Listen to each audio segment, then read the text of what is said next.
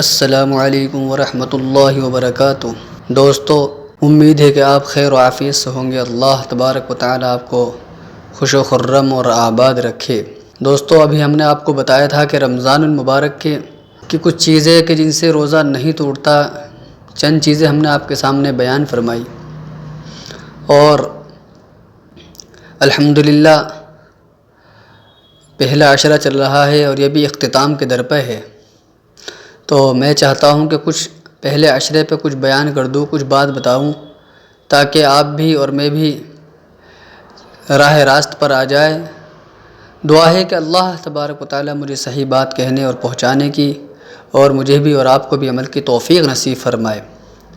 دوستو عزیز ساتھیو، جیسے کہ آج ماحول میں چل رہا ہے، معاشرے میں چل رہا ہے، سماج میں یہ چل رہا ہے کہ رمضان المبارک کے 3 حصے ہیں، 3 عشرے ہیں، اور ہر عشرے کی الگ الگ فضیلت ہے کہ پہلے عشرے کی فضیلت یہ ہے، اور دوسرے عشرے کی فضیلت یہ، اور تیسرے عشرے کی فضیلت یہ ہے۔ یعنی ہم نے رمضان المبارک کو 3 حصوں میں تقسیم کر کے اور مخصوص عبادت کے ساتھ اس کو وقف کر دیا ہے۔ حالانکہ ایسا کچھ بھی نہیں ہے کہ اللہ تبارک و تعالی فرماتا ہے کہ الیوم اکملت لکم دینکم واتممت علیکم نعمتی ورضیت لکم الاسلام، کہ ہم نے تمہارے اوپر دین کو مکمل کر دیا ہے۔ تو دین تو مکمل ہوا ہے، لیکن آج کل معاشرے میں بہت سارے کم فہم اور کم عقل یہ پتہ نہیں کیا کیا بات پھیلاتے ہیں رمضان مبارک کے بارے میں۔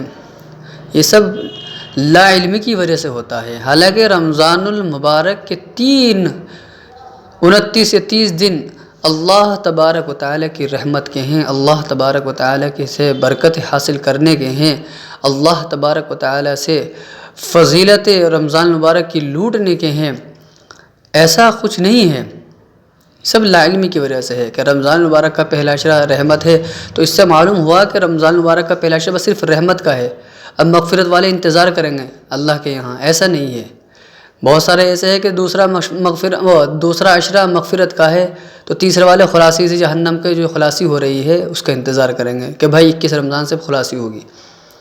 ہاں یہ بات تو ہے، لیکن رمضان المبارک کا ہر دن ہر رات اللہ تبارک و تعالی اس میں بھرپور رحمتیں برکتیں عطا فرماتا ہے۔ رمضان المبارک کا پہلا عشرہ الحمدللہ اختتام پہ ہے، تو بہت ہمارا ایسے ہی سست اور کاہلی میں گزر گیا اور گزر رہا ہے۔ لیکن میں یہ کہنا چاہتا ہوں کہ رمضان المبارک کا پہلا عشرہ جتنی بھی عبادت کرے اللہ تبارک و تعالیٰ کی، کوئی مخصوص نہیں، کتنی بھی عبادت کرے اللہ سے جو مانگے مانگے، اللہ تبارک و تعالیٰ کے یہاں اللہ کی رحمت وسیع ہے۔ اللہ تبارک و تعالیٰ کی رحمت وسیع ہے ہر بندے پر جو اللہ سے مانگتا ہے۔ تو اس لیے کوئی خاص اس کی وہ نہیں ہے کوئی قید کہ بھائی فلاں عشرے میں پہلے عشرے میں یہی ہے تو یہی ہے، اور دوسرے عشرے میں ہے تو یہی ہے، تیسرے عشرے میں یہ نہیں، اللہ تبارک و تعالیٰ سے جو مانگو گے اللہ تبارک و تعالیٰ وہ عطا فرمائے گا۔ ایسا کچھ نہیں ہے، اللہ کی رحمت وسیع ہے۔ اللہ تبارک و تعالیٰ خود کہہ رہا ہے کہ وَإِذَا سَأَلَكَ عِبَادِي عَنِّي فَإِنِّي قَرِيبٌ أُجِيبُ دَعْوَةَ الدَّاعِ إِذَا دَعَانِ، کہ جب بندہ مجھ سے سوال کرتا ہے، مجھے پکارتا ہے، درخواست کرتا ہے، تو اللہ تبارک و تعالیٰ کہ میں اس کے قریب ہو جاتا ہوں، اور جب وہ دعا کرتا ہے، جب سوال تو میں اس کو عطا فرماتا ہوں۔ تو اللہ تبارک و تعالیٰ سے مانگے پہلے عشرے میں۔ پہلے عشرے کی دعا مشہور ہے اور ہے بھی کہ رب اغفر وارحم وانت ارحم الراحمین، پڑھیے آپ بھی اور پڑھتے رہیے۔ دوسرا عشرہ الحمدللہ ہم بتائیں گے۔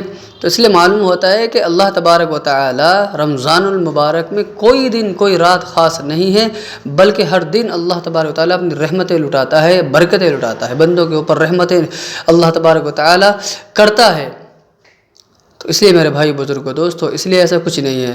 اس لیے آپ بھی رمضان المبارک کے مہینے کی قدر کیجئے، پہلا عشرے کی قدر کیجئے۔ اب دوسرا عشرہ شروع ہوگا انشاءاللہ، دوسرا عشرے پہ ہم بتائیں گے۔ اللہ تبارک و تعالی مجھے بھی اور آپ کو بھی عمل کی توفیق نصیب فرمائے۔ وآخر دعوانا الحمدللہ رب العالمین۔